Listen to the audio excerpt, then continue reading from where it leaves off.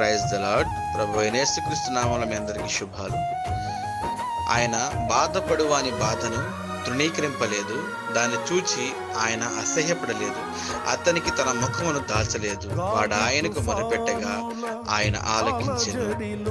ప్రియ సహోదరుడా, సహోదరి, ఏ విషయంలో మీరు బాధపడుతున్నారో నాకేది తెలియదు కానీ పరిశుద్ధాత్మ దేవుడు ఈ వాక్య భాగం ద్వారా మీతోనే మాట్లాడుచున్నాడు.